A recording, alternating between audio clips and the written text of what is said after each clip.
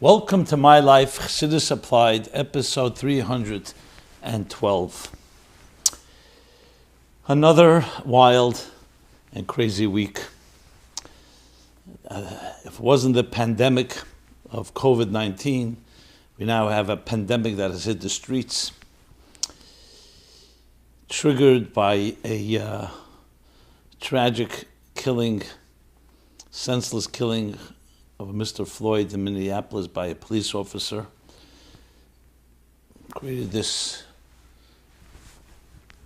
national outbreak of protests turning violent very often. Looting, crime, it's beyond surreal. And yet, we, the Jewish people, coming with Torah and with Chassidus, as this program is titled Chassidus Applied, are armed with a timeless and divine message, both for ourselves and for everyone in the world. I gave a talk this past week titled The Jewish Response to Racism, Timeless Lessons about Growing Through Oppression. As a people, collectively and individually, we've been around since Avram Avinu, 3,800 years. A history filled and fraught with every form of persecution, slavery, genocides, pogroms, inquisitions, killings, expulsions, discrimination of every sort. So if you want to know and discover a time-tested approach to dealing with all the worst possible elements of prejudice, all you have to do is study the Jewish nation. And we are here today, outlasted our persecutors, whether it was the Egyptians in the first documented institutionalized slavery and Holocaust in Egypt, outlived the Egyptians, outlived the Babylonians, outlived the Romans, before that the Persians, the Greeks, the Byzantine Empire, the Ottoman Empire, the Spanish Empire, you name it. Wherever we were persecuted, those persecutors are no longer in existence. Their descendants are scattered. And here we are, yes, still, ma'atem ma'at amim, small number, 14.5 million Ken Yirbu, yet have influenced the world and continue to influence the world far beyond our numbers. So we didn't just survive, we thrived. In the language of the Pasuk, Kashayanu Esam, Ken Yirba v'chen Yifritz, beginning of Shmos. As they were oppressed, they flourished, they thrived, they multiplied, they grew. Every aspect of dealing with the pain and the trauma of every form of persecution, including, of course, just 80 years ago, the Holocaust itself. Study that, and you will discover amazing, remarkable powers of the human spirit in resilience, in hope, in growing through it all, which I would suggest every person on earth should study and learn from. So we have much to say when it comes to attacks. When people are oppressed or think they're oppressed, and how to react. I'm not going to repeat everything I said in that program. It's easily accessible. Just go to meaningfullife.com and you'll find the entire program called The Jewish Approach to Racism. I've received a tremendously positive response to it from all kinds of circles, including secular circles and including ones that are not even in the Jewish world, because it is these are universal lessons, and it wasn't in vain. We ourselves learned much, us as the Jewish people, and much to teach the world around us.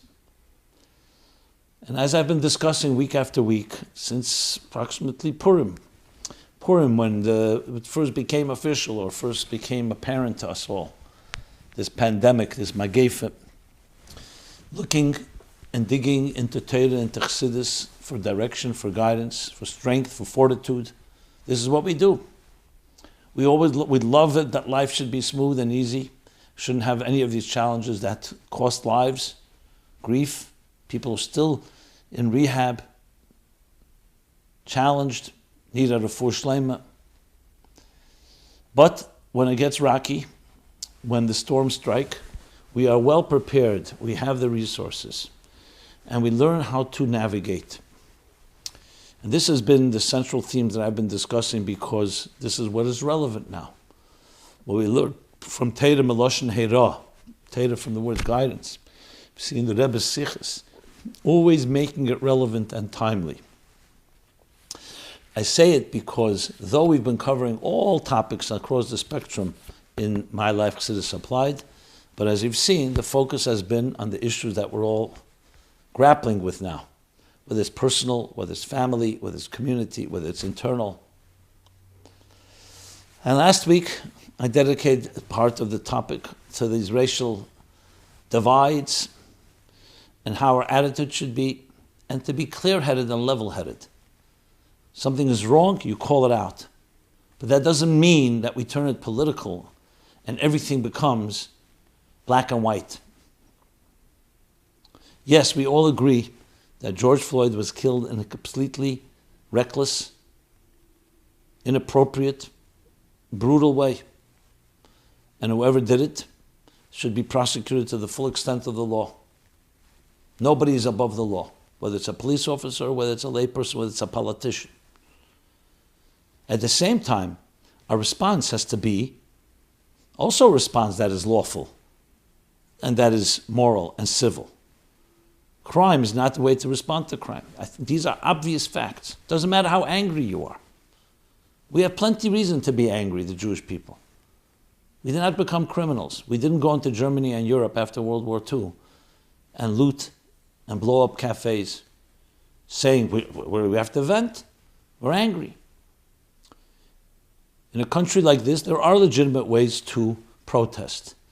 But clearly there are many, many elements here. Any wise, intelligent person knows this isn't black and white. It isn't either you're anti-Trump and all this is a reason to bring them down, or you're pro-Trump and a reason to bring down others. Unfortunately, this world turns into a very black and white, very simplistic, politically charged, with agendas galore, everyone trying to exploit, including the media, who are essentially an entertainment business now. Each one with their party, with each their side, and the nuances of recognizing it's not a black and white, right and wrong. There are things that are absolutely right, there are things that are absolutely wrong, there are things that need to be explored. The idea of just pushing aside all the violence in the streets because it doesn't fit your narrative is not only unethical, it's an outright lie. To ignore what happened in Minneapolis is also inappropriate. To say that all police are criminals, it's ridiculous. They protect. They're human beings, they make their mistakes, and some of them may be bad apples, and they have to be dealt with. To say that 400 years of systematic oppression, give me a break.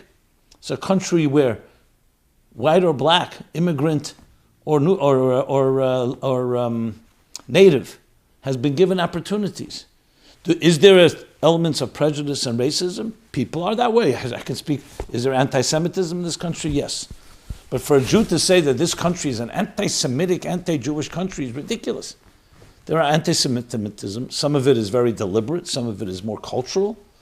Some of it is very dangerous. We've seen attacks. We've seen killings. But the Jews have also had great opportunities here. To not be to have no gratitude for that, to not appreciate that, and just say, no, they're all coming to get us. These nuances, for some reason, are lost. I mean, it's very easy to understand why. People like simplistic stories. They like, who are the Cowboys, who are the Indians?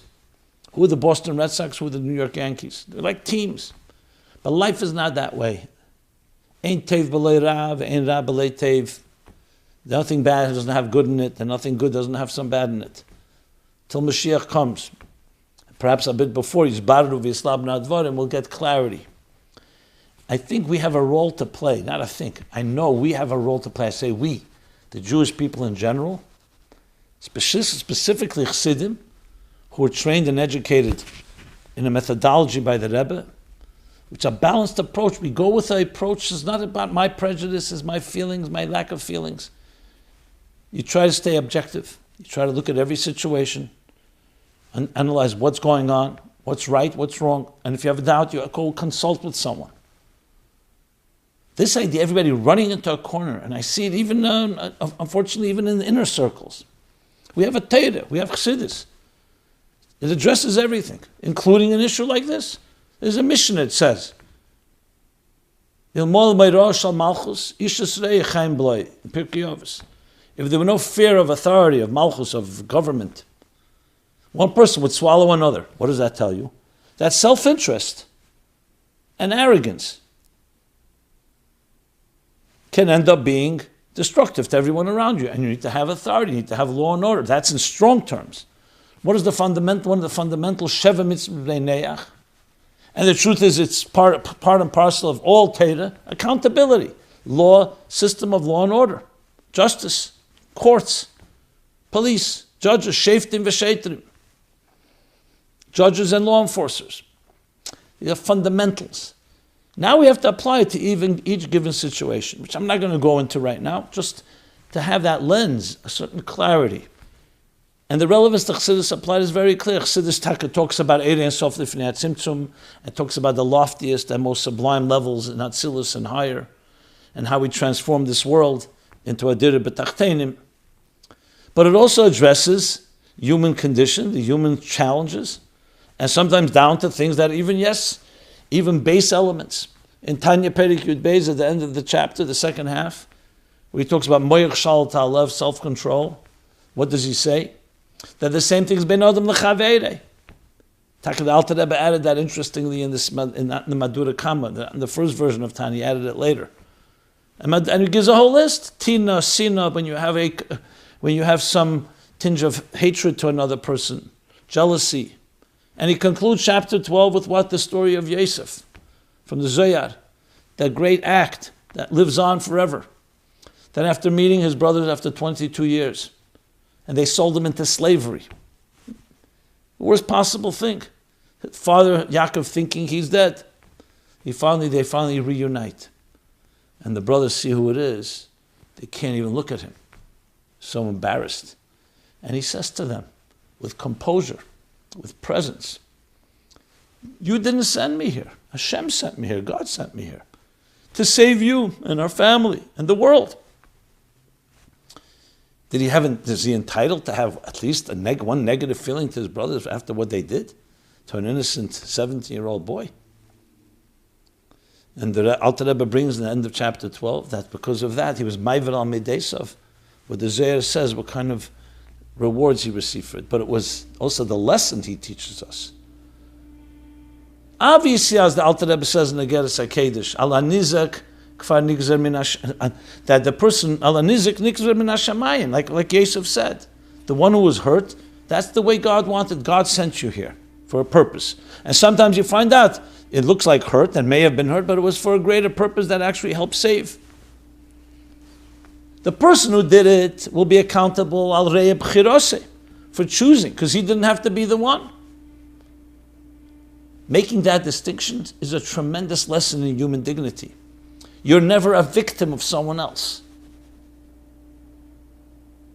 Things happen, that doesn't mean you're defined by it. Though we suffer, doesn't mean you're defined as a sufferer. And this is true on an individual level, whether it's abuse, hurt, any form of violation. Does it mean it's right? No. The person who did it will be accountable and is responsible. But you don't want to be their victim, not a victim of their crime and not a victim of attacking them with vengeance, because you're still then reacting to them. You want to be able to be yourself, learn what you have to learn and become a greater person. I strongly encourage listening to the program I did called The Jewish Response to Racism. So, being that we are now, today is the Tezvav Sivan, 15th of Sivan, which is the day when the Alt Frierdiker Rebbe was arrested in Tofresh Pei Zayin.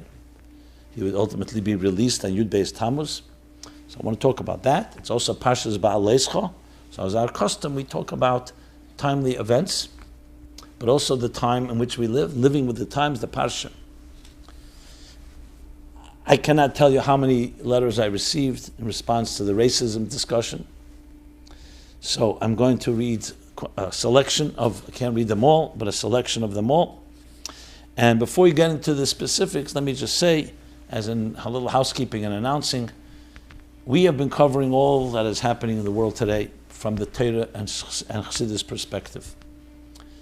The last few months, I can't tell you how many programs. But it's necessary because we are living in a very vulnerable time. People sense it.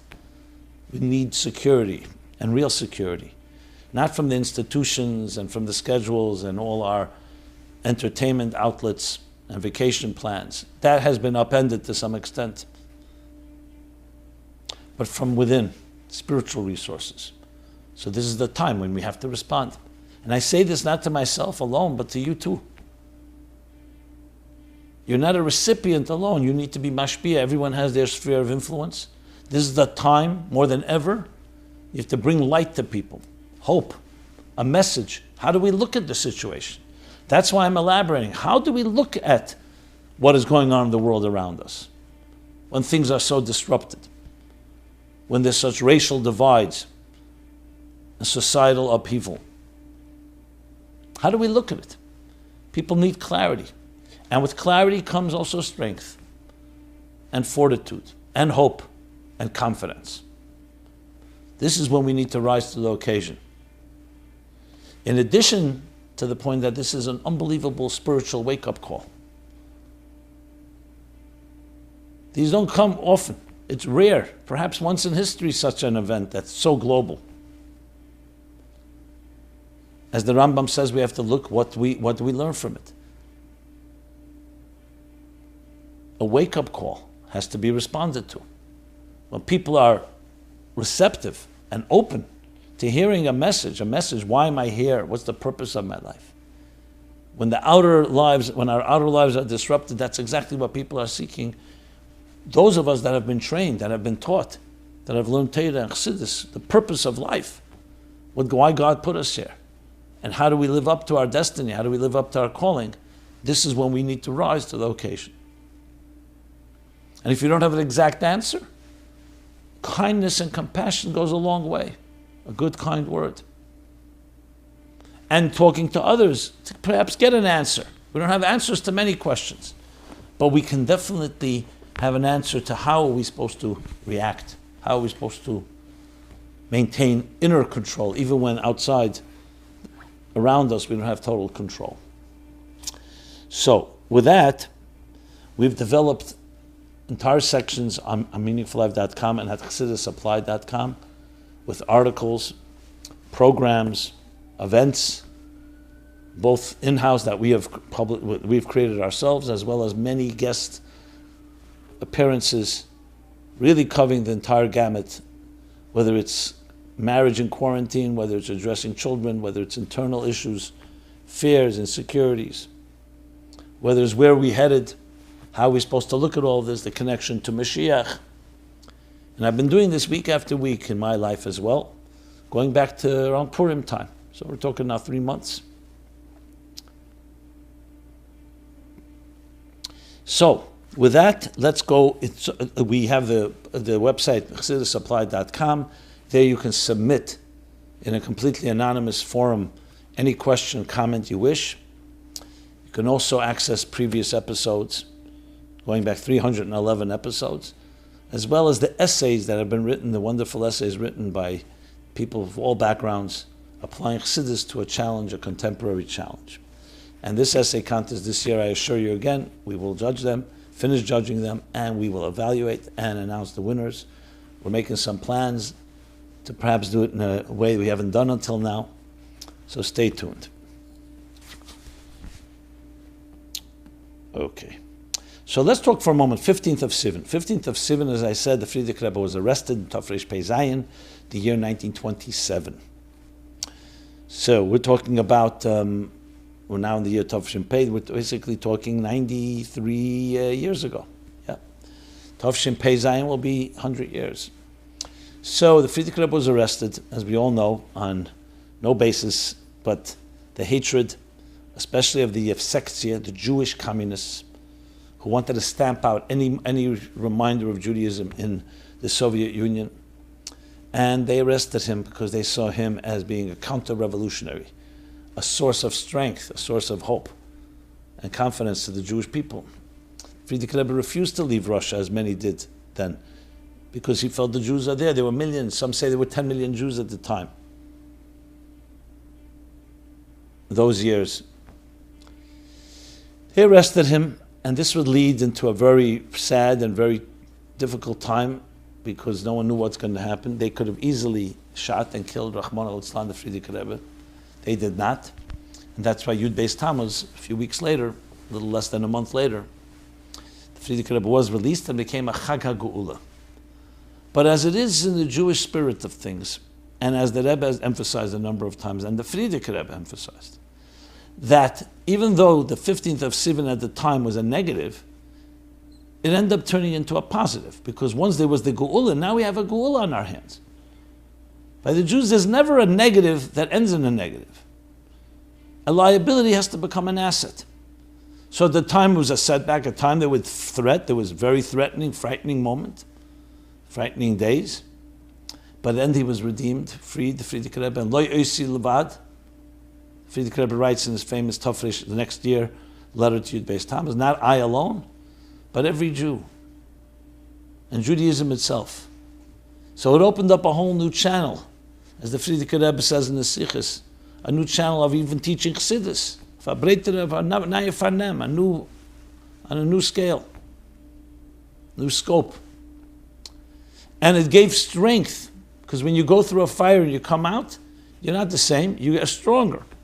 The Rebbe even says in Asicha that he gave the power, it broke it, it opened the channel that would help the Jews win the 6-Day War in 1967. 40 years later. The Rebbe says that in the Sichos of Yud Beis Tammuz, is it Yud Beis Tammuz, Tavshin Chav Zayin, Yutas Kislev, Tavshin Chav Ches. And I believe also Yud Beis Tammuz that year. I'm trying to remember. I believe it was those talks. So those are powerful words. It's cited actually in the Rebbe Sicha, that's Muge, Shlach Tavshin Mem Zayin.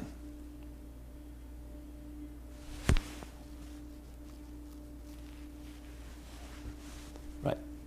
So, with that said, Tezvav Sivan therefore becomes a day that's the beginning that would lead to Gimel Tammuz, which is sometimes cited as Aschalta de Geula, because that's when they commuted his sentence, the Frierdiker Rebbe's sentence, from death to exile, ended up in Kastrama, and then it was completely removed, came back home, Yud Beis Yud Gimel Tammuz, when he was released. So Tezvav Sivan teaches us there's a story, there's always a narrative. Story doesn't end on Tezvav Sivan, it begins. Begins earlier even, but that's when he was arrested. The arrest ends up being a Geula. And the same thing with our challenges today, which can be far lesser than what they were then, far more or less life-threatening, even though each challenge is a challenge of its own. So that's lesson number one. Regarding Behaalotecho, Behaalotecho is one of the Rebbe's favorite themes, if you can call it favorite, based on the Rashi, right, the beginning of the Parsha. Behaalotecho is Haneris, being told to Aaron Kohen Gadol, the high priest. Behaalotecho, when you will raise the flames, asks Rashi, which is of course a question in Medrash, what is Behaalotecho? You don't raise flames, you kindle flames, you ignite, you light flames. Behaalotecho should have said. Hadlokas Haneris. What is the halah? Behaalotecho, halas Haneris. Says Rashi, citing from the Medrash, when the Kohen Gadol, Aaron, lit the menorah, he was told, commanded, don't just light the menorah, make sure the flames rise. To the point that the flame should rise on its own.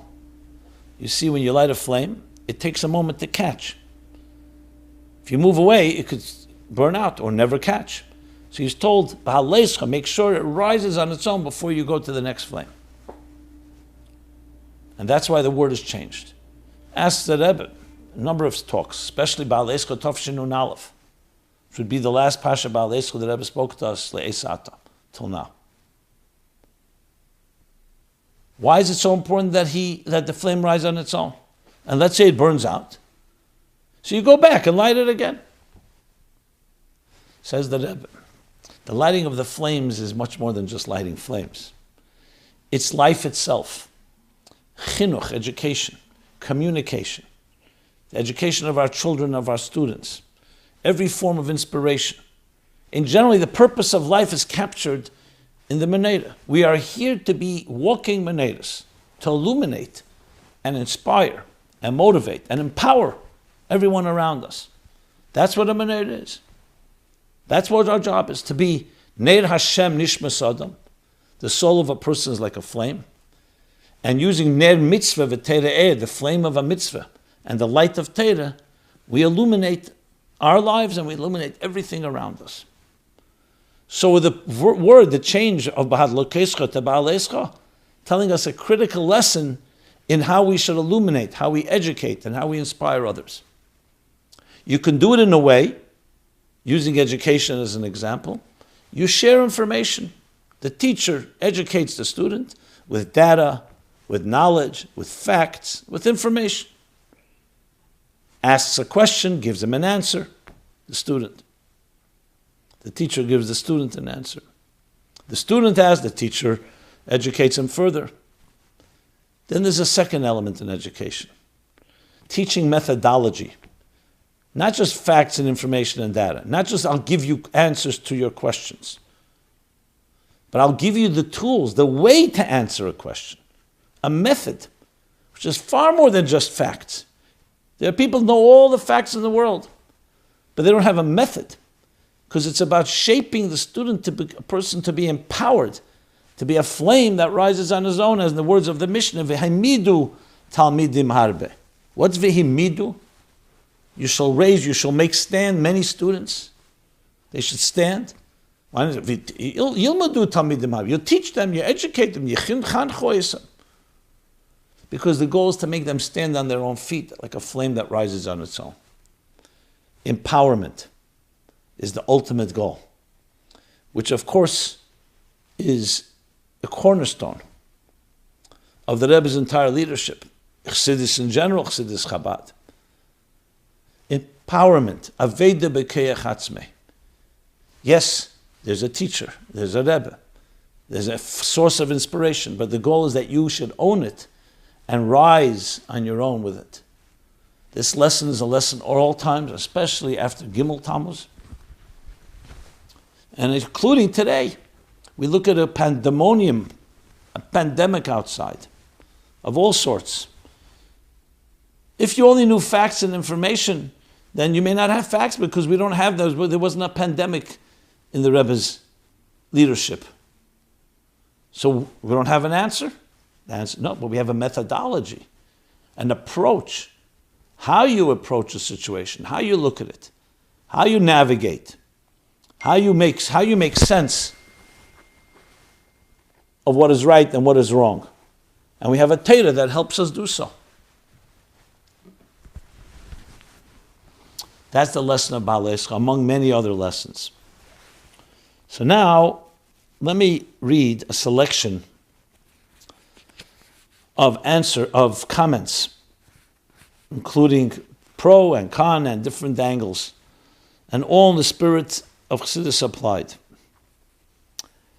on the topic of what should be our attitude to racism and to the recent violent protests. Okay. As I said, many people wrote to us, but I will do a selection of a few of them, and we welcome all your comments, whatever they may be. One person writes, the bigotry of low expectations and respecting the dignity of every individual, not communities. Dear Rabbi Jacobson, our Torah has taught us that each human being is created in the image of God, the divine image. Each one of us individually, regardless of race, has innately as a God-given right, or nature's law, has the right to our lives, our liberty, our property, and the right to defend ourselves and our property. Each one of us has the responsibility to recognize the divine image in our fellow and respect that person's rights to life, liberty, property, and so on.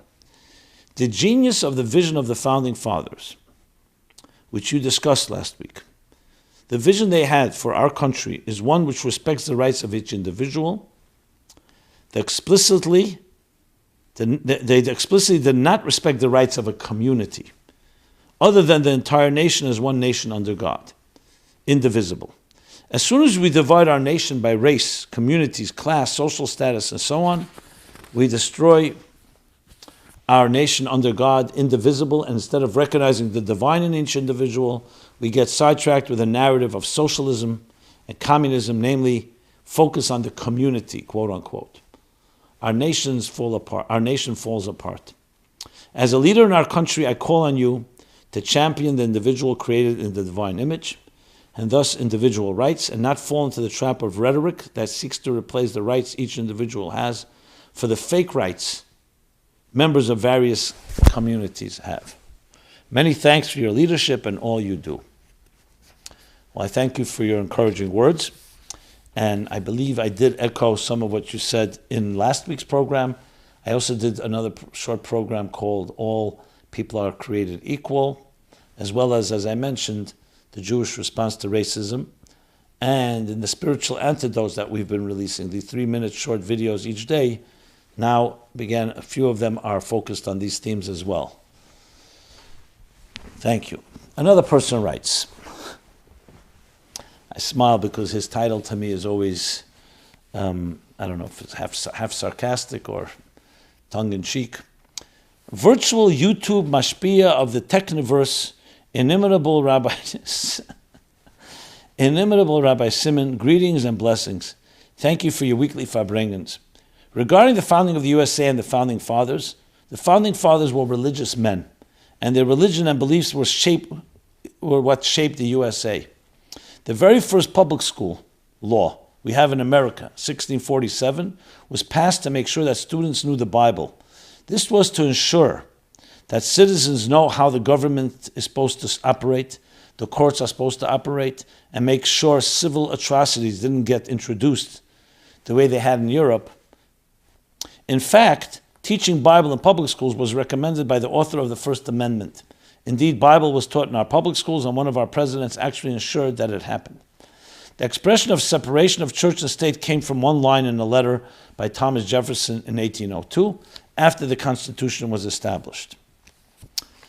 Okay, John Quincy Adams, and he gives his birthday, July 11, 1767, February 23, 1848, was an American statesman who served as the 6th President of the United States from 1825 to 1829.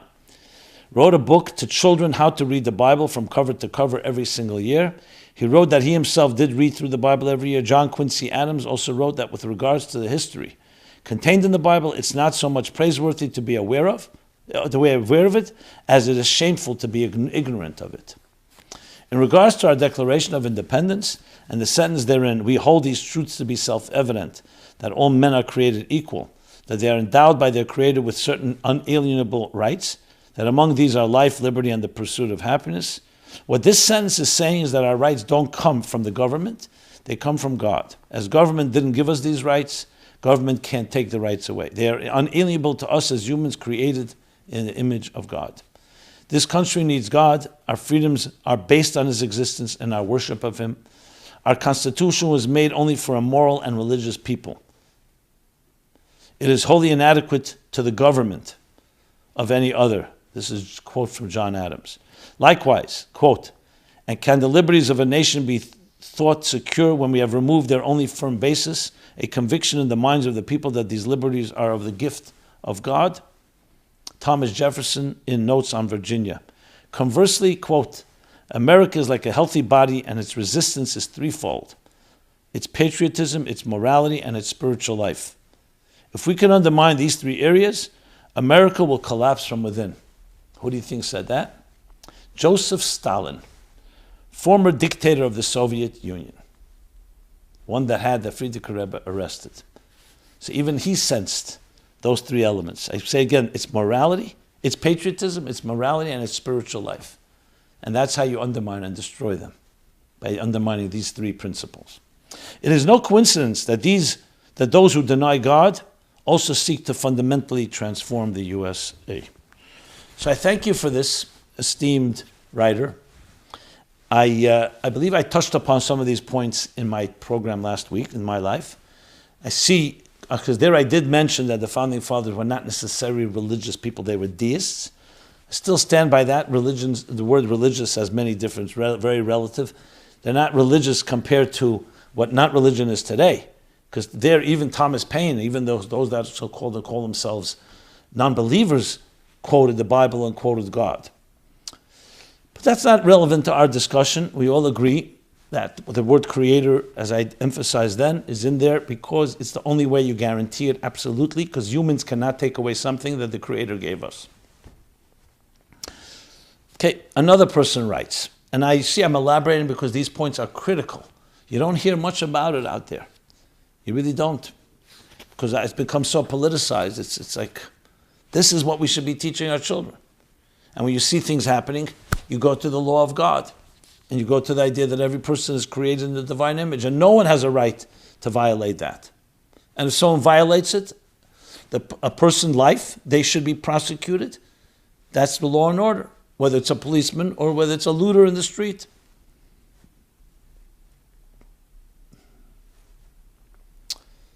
Okay, another person writes, Holy Rabbi, thank you for your wonderful ongoing video lectures. As you have taught us, we live in Alma de Shikra, which means a world of falsehood and false narratives. Often it is hard to distinguish fact from fiction. There's an oft-quoted expression, where there's smoke, there's fire.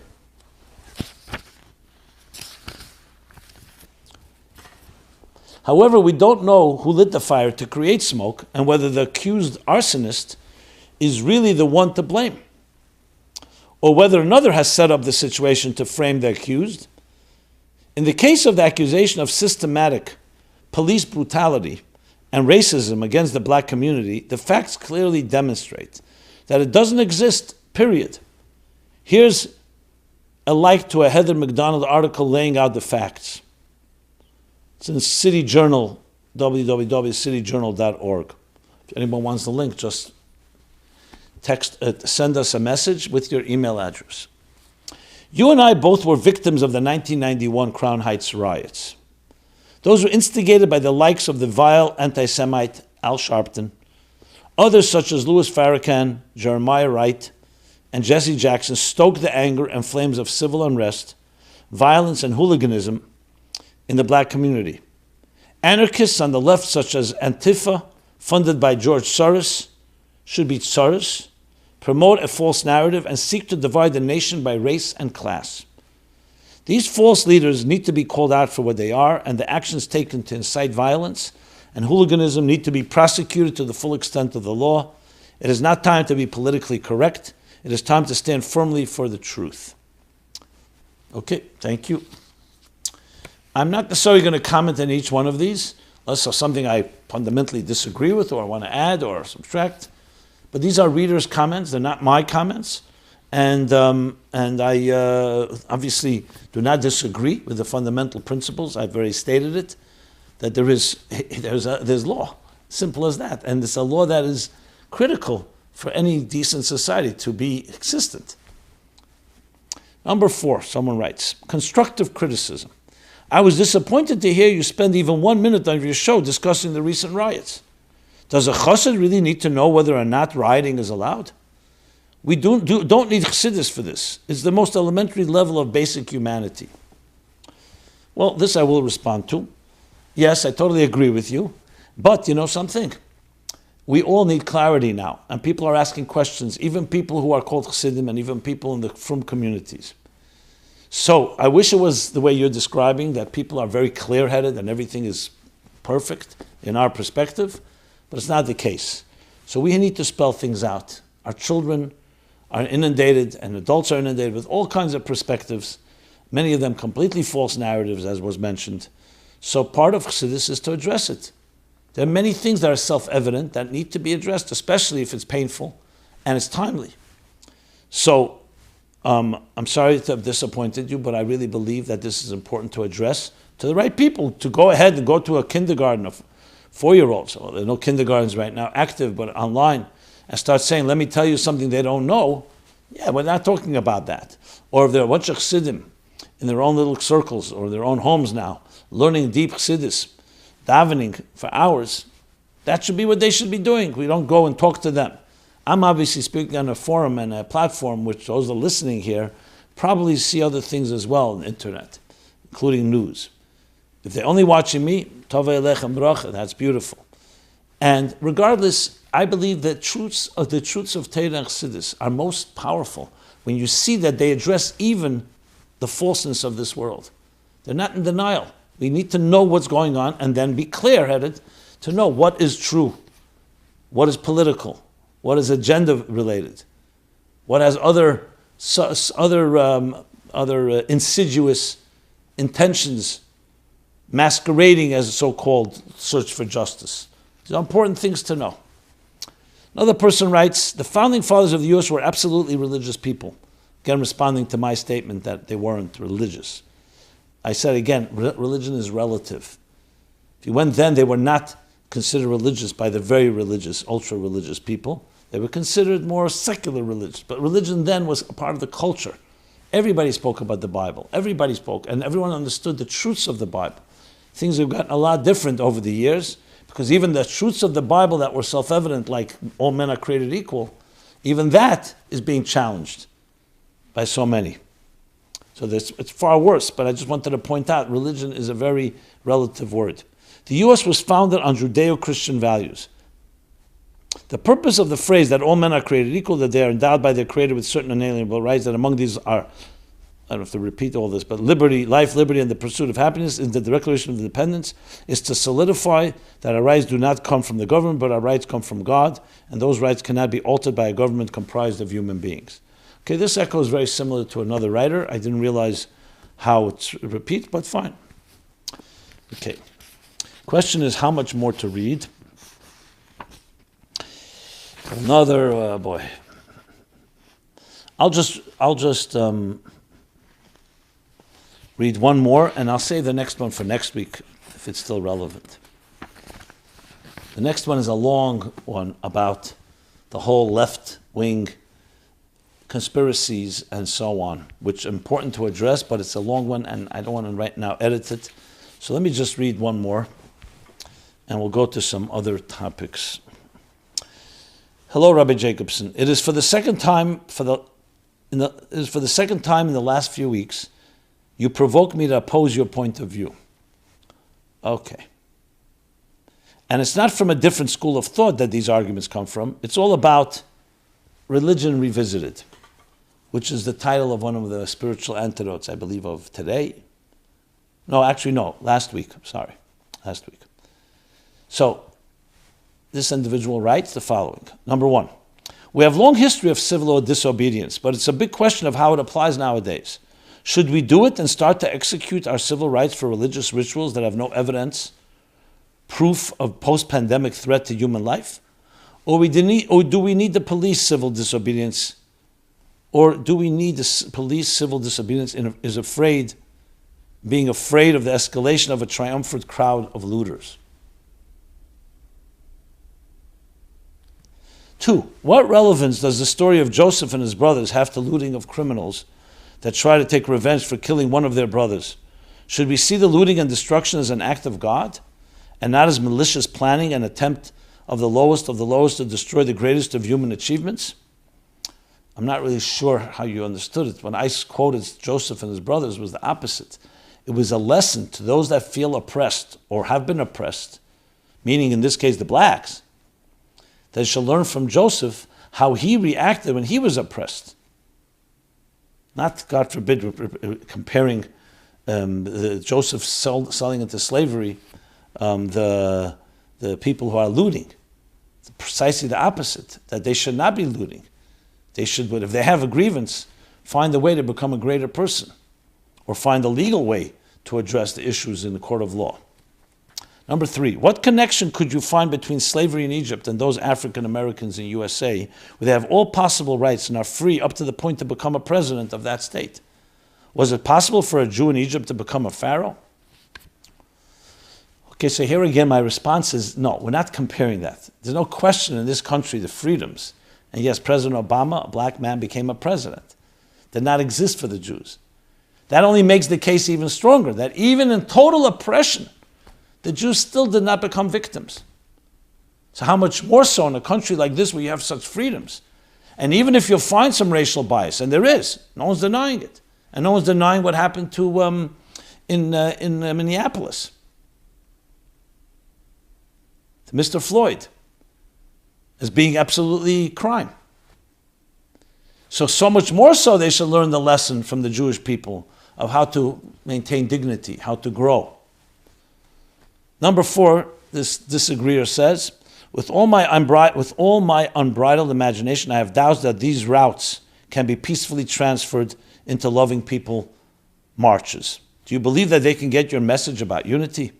1995 is not 2020, and we have to follow your advice and methodology of religion revisiting. The only question is how far we are ready to go. Not sure exactly what that means, but I appreciate your comments, and I read them in their entirety and gave you my responses. And one final one, should we be marching in protest, and should we do that on Shabbos? I think it's important that our community peacefully protest and speak out when police unjustly kill someone. My question is it permissible to attend a peaceful protest on Shabbos, assuming all we are doing is walking or chanting slogans or carrying a sign, if we are in the confines of a valid Eruv? Thank you. Well, with all respect, do you protest every injustice, or this just choosing and selecting this one? Well, I'm not sure why. Do you know how many injustices there are? I'm not taking away from this one. Is it your role to protest? Maybe there's many, and even if yes, maybe there are other ways to protest. Maybe you should go ahead and spread as much light as possible among everyone you know, the Noahide laws, including for Jews, the lessons that Jews need to learn from their mitzvahs, non-Jews, including blacks. And perhaps keeping Shabbos in the fullest way is the best way to bring peace to the world. What do you think Shabbos is? Shabbos is a day where we recognize God that created all human beings in the divine image, and we honor and celebrate a day completely dedicated to spirituality. No, it's not necessarily appropriate, even though halachically, yes, you can walk. But the spirit of Shabbos, the best way to protest injustice is to keep Shabbos in the fullest way and to show love to your family, to be with your community in ways that we're allowed to be nowadays. So that's my response. It's not a question of a halacha question whether you're allowed to question whether you should even be thinking in that direction. Now, I'm not here to tell anyone what to do. There are people who are very sensitive. They see this attack, and we're all outraged. There are many ways to respond to outrage. You also have to be aware that you can be feeding into, in a protest, to other people's agendas. You may really be very sincerely interested in protesting, but you could be used by others who are using it for other purposes. So we have to find the right and wise ways to protest. And the best way? Dedicate your life to reveal the divine image in every human being. Dedicate your life to show unity and love. Dedicate our lives to rise above prejudices, to not respond in kind. I mean, there's so much we can do to bring light into this world. And the Jewish people have done it through history, as I mentioned, and we have to continue doing it. Okay.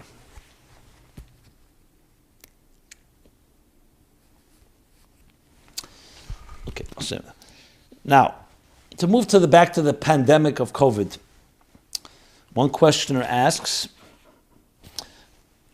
blessing of HaGoimel after the pandemic. When the pandemic is finally over, may it be soon, will there be any required mitzvahs, such as the entire community saying the bracha shechiyanu together, or benching Goimel?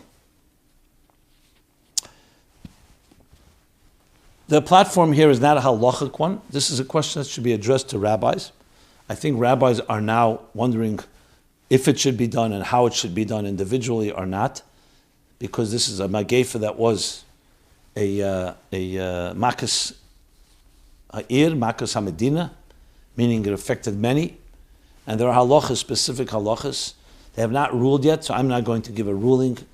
We all defer to the rabbis, each one of each community.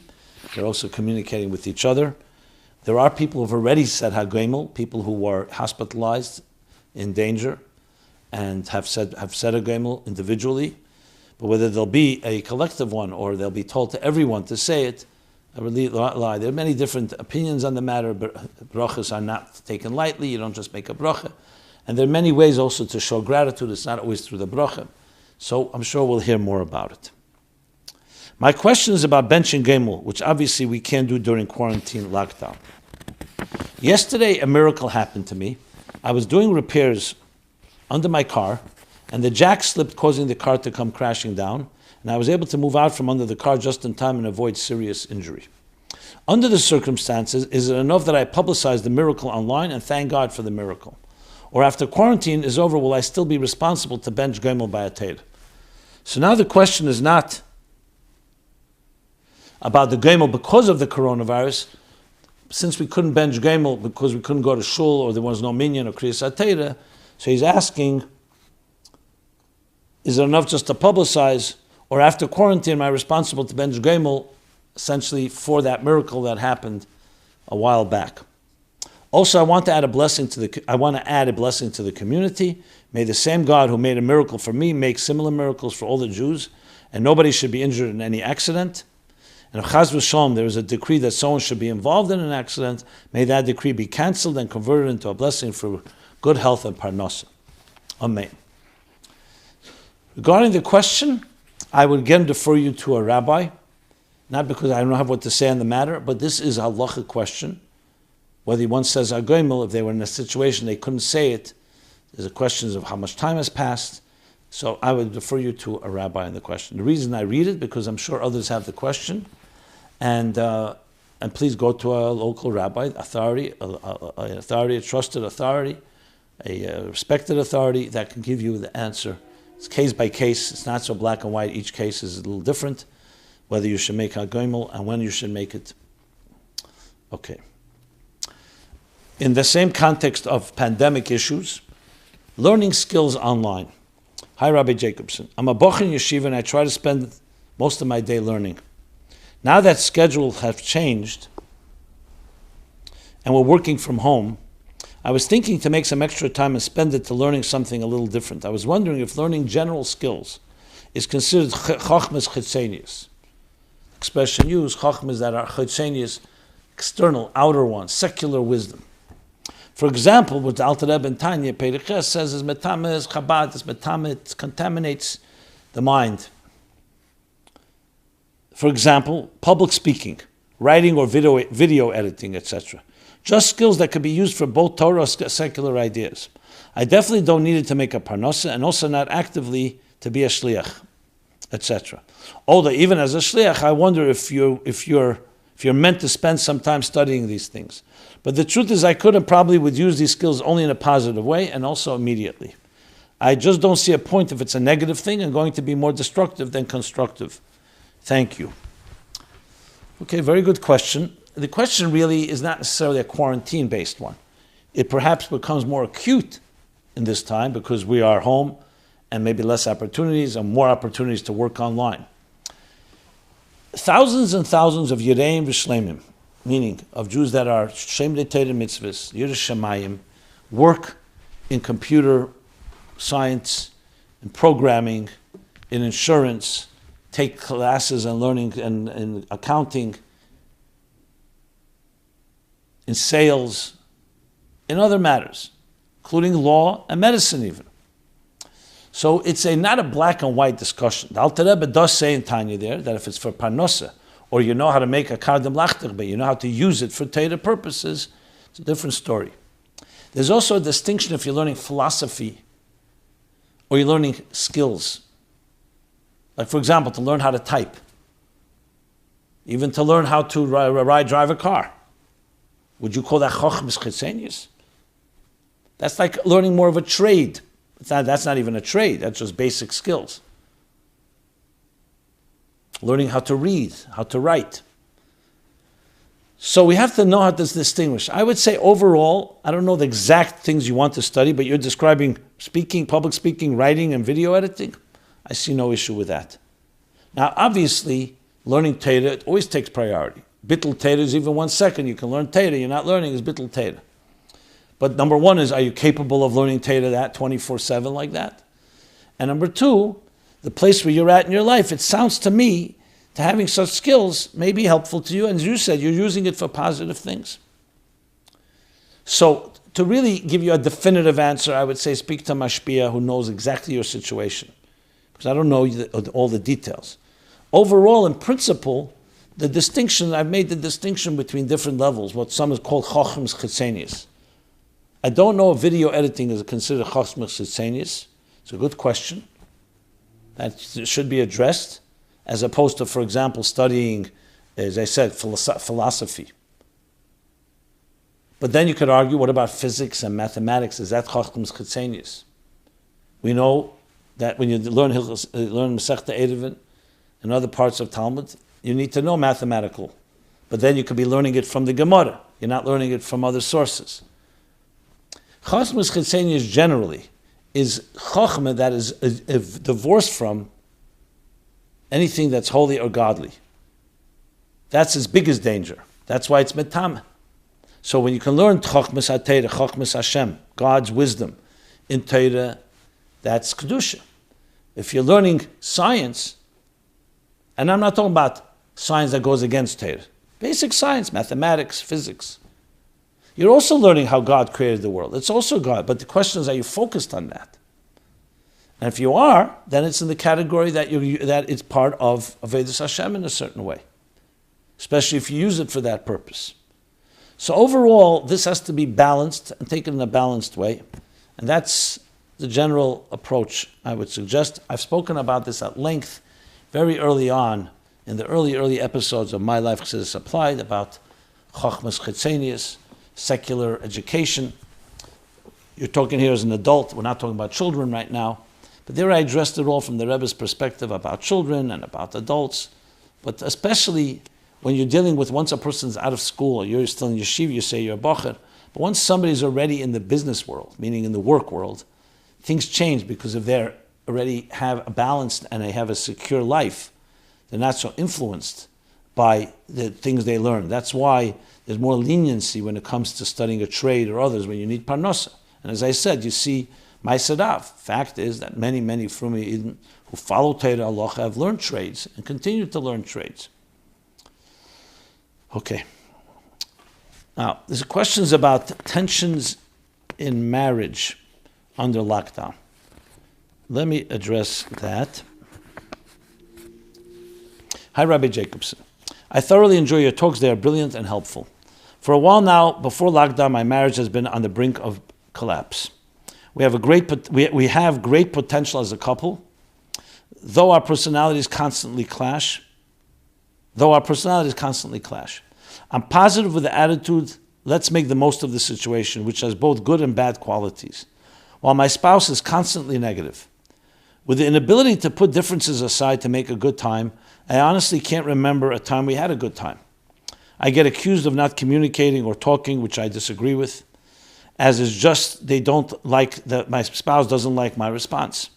And every time we do sit down, it can't be nice, it jumps straight into attack, or this is what's wrong. Never can we just enjoy a moment. We have been to a psychologist and the psychologist agrees with points from either side. I also heard your points on bittul, but it's so difficult when you're always put down. Every time it's always clouded by indifference or past frustrations. The constant yelling and unappreciative attitude leaves me feeling small, unwanted, and battered, to the extent I dislike going into my own home. As of recent months, my sadness and frustration has turned into resentment and hate. If I may, I don't hate my spouse, I hate what we've become. With no light at the end of the tunnel, I most certainly have not been the best spouse. In the beginning, I really tried, but it got harder and more difficult as nothing seemed to please my spouse. Negative always outranked, and it was always pushed my boundary, I always lost the argument, not because I was wrong, but because I yelled, especially as it got impossible. Now that there's a lockdown and we are often together more than before, and it's getting worse as we are on top of each other all the time, do you have any suggestions for the current situation in lockdown, as well as for future marriage or divorce? And for me personally, for my own state of mind and how I could improve as a person and spouse. Thank you. Another person writes in the same family, and not the same family of the writer, I mean family in the topic, genre. My spouse always blames me and never sees my side. My spouse never sees that there's sometimes financial issues, that I can't do the things I wanted to do. And it's impossible to confront my spouse because it's never taken well. But then I'm accused of not getting back to my spouse, but our fights get hectic and I'm worried about the escalation of the fight. I feel so trapped in the marriage. I feel I'm losing myself in everything I once stood for, as I've written in a previous question to you. Okay.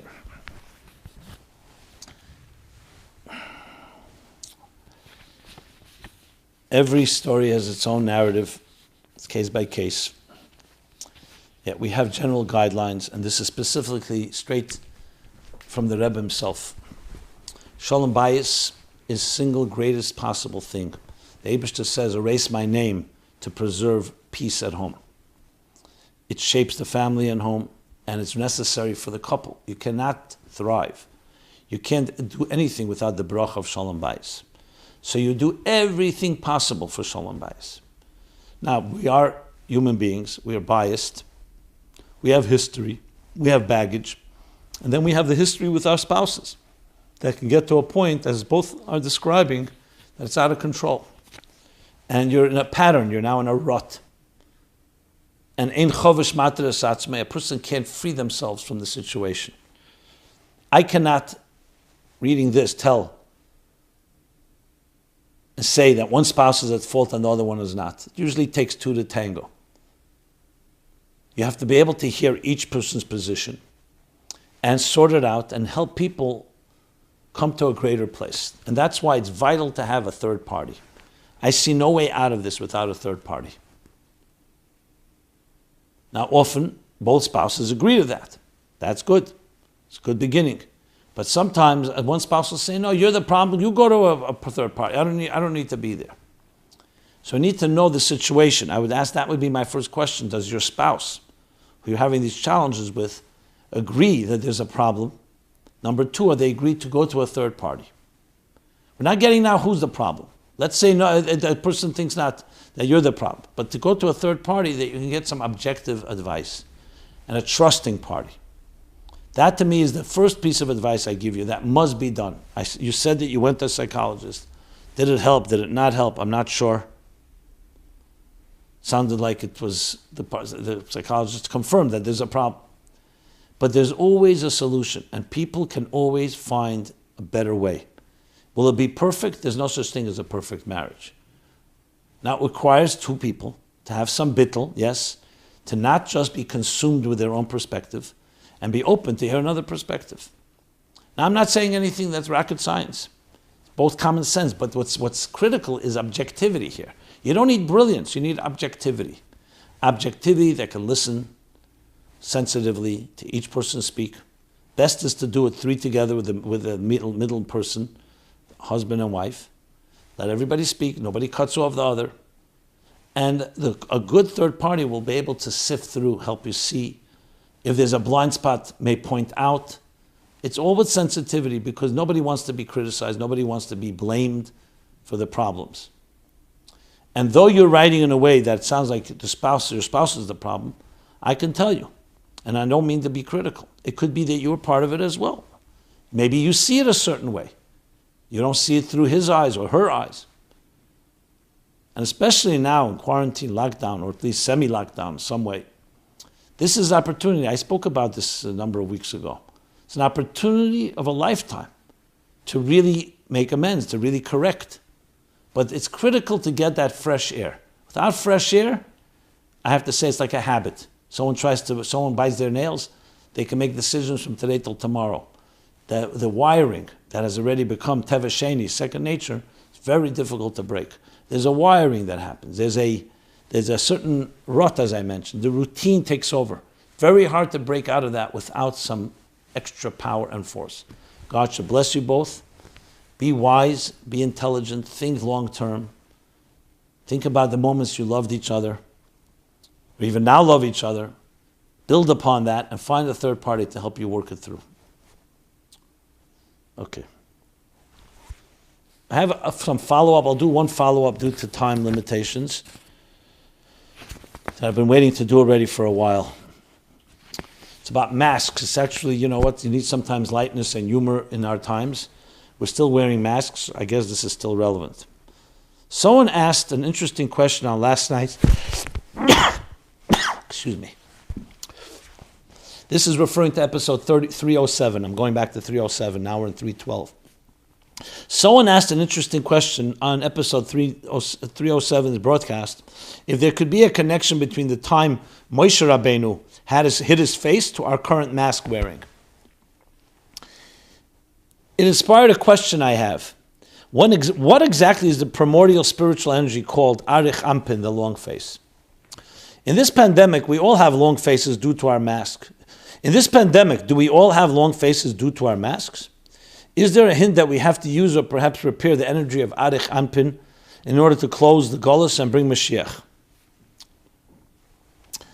Interesting comparisons. As I said then, I don't really see a comparison between Moshe's mask and our mask. There's always some similarity. Moshe's mask was due to a tremendous amount of light, Karnei Heid, that he assumed after he went up in the mountain, came down Yom Kippur, according to most opinions, and such a brightness. He wore a mask because no one could look at him. In our case, we're wearing a mask to protect ourselves, so I don't see the commonality. As far as Arich Ampin, I would say the same thing. Arich Ampin is a long face, not in a negative way. Zoyer Ampin is a small face. It's basically, in a miniature form, a structure. The partsuf of Zoyer Ampin means a small face. The Midas, Chesed through Yesod, Chesed Gvur Teferes Netzach Yesod is called Zoyer Ampin, small face. Face here meaning a conglomerate, a structure. Like a face has more than one element to it. It's not one sphira. There's Nekuda, Sphira, Partsuf, and Nekuda is a point. A Sphira is a full-bodied entity like Chesed Gvura, and a Partsuf is many entities. Chesed Gvura Teferes Netzach creates a face. Like a face is not just the eyes or the nose. Then there's Arich Ampin, a Partsuf that is a long, meaning it's a bligvul. Arich is long. Long in the sense, it's not limited as it is in the Midas of Zoyer Ampin. So yes, the word face is used in all of these. We're covering our face. If you want to learn a lesson from covering a face, that through that you can reveal deeper dimensions like we learned from Purim's masks, fine. But I don't know if it's exactly that, and I don't know if I'd go there. It sounds to me a little too forced.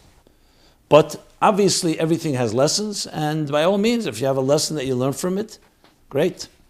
Arich Ampin, it wasn't a mask, it's the face. Here we're talking about a mask, and especially a mask that's protective. Okay. Now, is the urban legend true that during the pandemic of 1749, everyone in the community had two masks, one for weekdays and one nicer mask for Shabbos? But the Baal Shem Tov only had one mask, but on Shabbos he would stretch the material to make it larger and more beautiful. I have no clue. I looked it up. I couldn't find anything, urban legend or not.